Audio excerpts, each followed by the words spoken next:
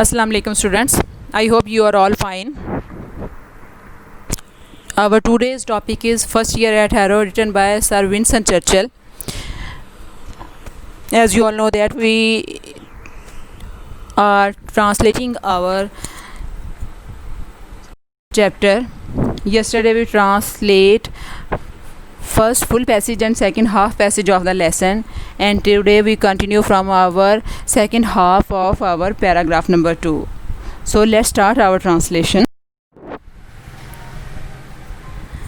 कल तक हमने ये पढ़ा था कि उसको जब पेपर मिला है लैटिन का तो उसने सिर्फ कॉर्नर पे अपना नाम लिखा है, फिर क्वेश्चन नंबर 1 लिखा है, क्वेश्चन नंबर 1 के इर्द गिर्द उसने ब्रैकेट्स लगा दी हैं, और जब उसने क्वेश्चन नंबर 1 के इर्द गिर्द ब्रैकेट्स लगा दिए हैं तो वो बैठा था पता नहीं कहाँ से। वो कहता है कि इंसिडेंटली वहाँ पर वाक़ई तौर पर उसके ऊपर कुछ जो हैं वो ब्लॉट्स पड़ गए हैं। ब्लॉट्स किस चीज़ के हैं? वो इंक के हैं, और उसके साथ छोटे छोटे वो वहाँ पर पर्चे पर उसके निशानात पड़ गए हैं। आगे देखें आगे क्या होता है। फिर वो कहता है I gazed for 2 whole hours at this sad spectacle, कि मैं पूरे 2 घंटे तक इस उदास मंज़र को देखता रहा। स्पेक्टिकल कोई मंज़र होता है, नज़ारा होता है, साइट या विजन हम कहते हैं इसको।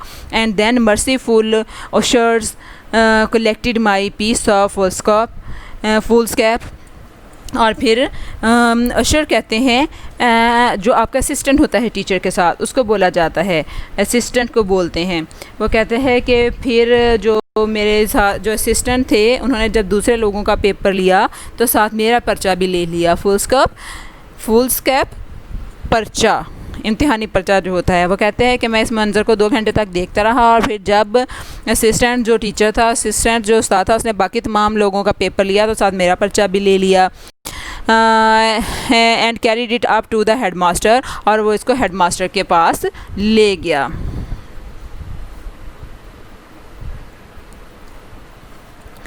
It was from the cylinder indication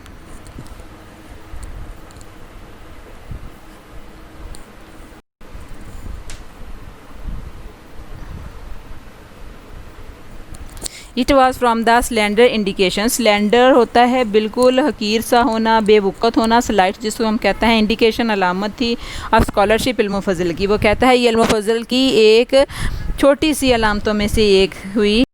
that mister Welldon drew the conclusion, कि मिस्टर वेल्डन ये नतीजा निकाला, कंक्लूजन नतीजा निकाला। That I was worthy to pass into Harrow, कि मैं हैरो में दाखिल होने का अहल हूँ। It was very much to his credit, ये वो ही सिर्फ इस एजाज़ के हकदार थे। It showed that he was a man capable of looking beneath the surface of the things. इससे ज़ाहिर होता है कि वो हालात पर गहरी नज़र रखते थे और इनको परखने के अहल थे। A man not dependent upon paper manifestations, और वो क्या थे? परखा किस तरह था कि एक ऐसा शख्स जो पर्चे पर लिखी हुई ज़ाहरी अलामत का मोहताज नहीं है। कि उन्होंने कहता है कि मेरी उन एबिलिटीज़ को देख लिया और ये कहा कि जो मैंने पर्चे पर लिखा हुआ है मैं सिर्फ उन अलामात का मोहताज नहीं हूँ, बल्कि मैं से कुछ और चीज़ हूँ। और वही ये गहरी नज़र रखते थे और वही मुझे परख सकते थे, और उन्होंने मुझे परखा। I have always had the greatest regard for him, और मेरे दिल में हमेशा उनके लिए बड़ा एहतराम रहा है। नेक्स्ट पैसेज नंबर 3 है हमारा।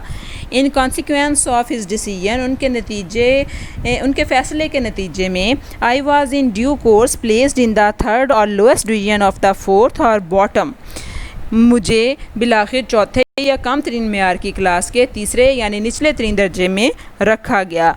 The names of the new boys were printed in the school list in alphabetical order. वो कहते हैं कि नए लड़कों के नाम स्कूल की जो फहरिस्त थी उसमें हरूफ तहज्जी की तरतीब से लिखे गए थे।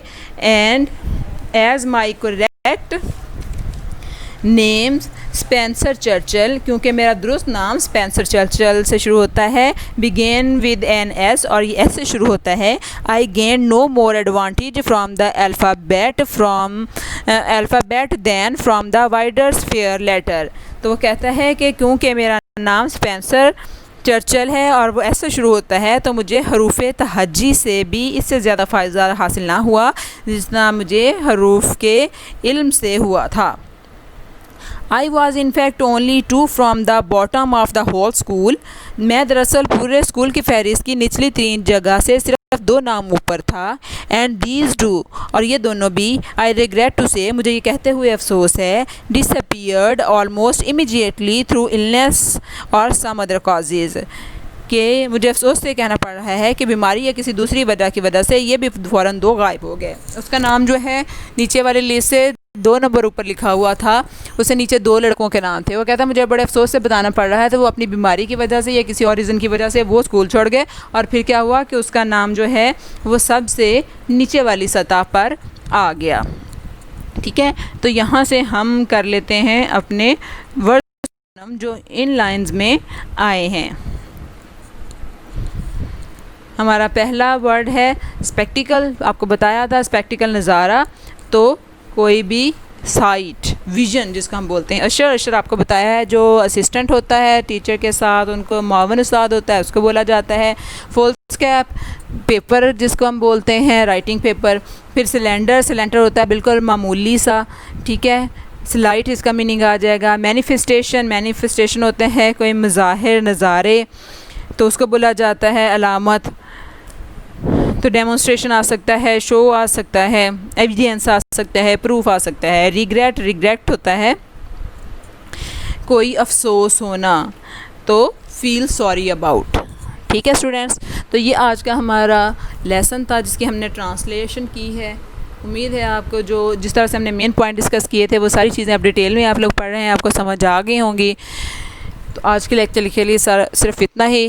कल नए लेक्चर के साथ इससे अगली ट्रांसलेशन करेंगे, आपके सामने हाज़िर होंगे। तब तक के लिए अल्लाह हाफिज़।